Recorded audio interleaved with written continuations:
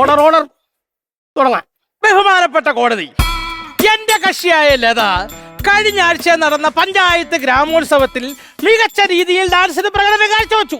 പക്ഷേ ഒന്നാം സമ്മാനം ലതയ്ക്ക് കൊടുക്കാതെ തെറ്റായ സ്റ്റെപ്പുകൾ വെച്ച ഈ ജാനമ്മയ്ക്ക് ഒരു വിധത്തിൽ ഞാൻ ഓർത്ത് പറയട്ടെ, തെറ്റായ സ്റ്റെപ്പുകൾ ജാനമ്മയ്ക്ക് ഒന്നാം സമ്മാനം കൊടുത്തു. നല്ല രീതിയിൽ കളിച്ച എന്റെ ലതയ്ക്ക് തന്നെ കോടതി ട്രോഫി വാങ്ങിച്ചോളുന്നു സാക്ഷിയായിട്ടും വക്കീലായിട്ടും അഭ്യർത്ഥിക്കുന്നു, അപേക്ഷിക്കുന്നു. ഓ ഒത്ത് നിനക്ക് മാത്രം അങ്ങ് പറഞ്ഞാ മതി.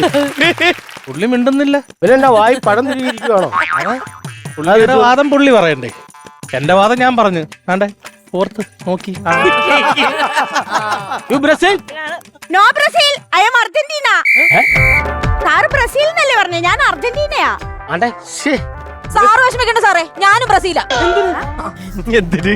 ഫുട്ബോൾ കളിക്കുന്ന രാജ്യങ്ങളുടെ പേരല്ല പറഞ്ഞേ, ബ്രസീലിനാ പറഞ്ഞേ. എംബാപ്പ പറയൂ. ഞാൻ ഈ മറ്റേ ടീമിന്റെ ആളാ, ഫ്രാൻസിന്റെ. പറഞ്ഞു സാർ, എന്റെ കക്ഷത്തിരിക്കുന്ന ഈ കക്ഷി എന്റെ കക്ഷി നിരപരാധിയാണ്. എന്റെ കക്ഷി വളരെ മനോഹരമായി നൃത്തം ചെയ്തു. അന്ന് അവിടെ ഇരുന്ന ജഡ്ജി എന്ന് പറയുന്നത് സാറിനെ പോലെ സുന്ദരനും സുഗമനുമായ ഒരാളാണ്. എനിക്ക് തോന്നുന്നു സാറിന്റെ അത്ര ഗ്ലാമർ ഇല്ല. ബഹുമാനപ്പെട്ട കോടതി, സുഖിപ്പിച്ച് വാദം നേടിയെടുക്കാമെന്ന് ആരും കരുതണ്ട. നിന്നെയല്ല സൂപ്പിച്ചത്, എന്നെയല്ലേ? എനിക്ക് കുഴപ്പമില്ല, സൂപ്പിച്ചു. സാർ സത്യം, സാറിന്റെ അത്രയും ഗ്ലാമർ ഇല്ലാത്ത ഒരാളാണ് അവിടെ ജഡ്ജിയായിട്ടിരുന്നത്.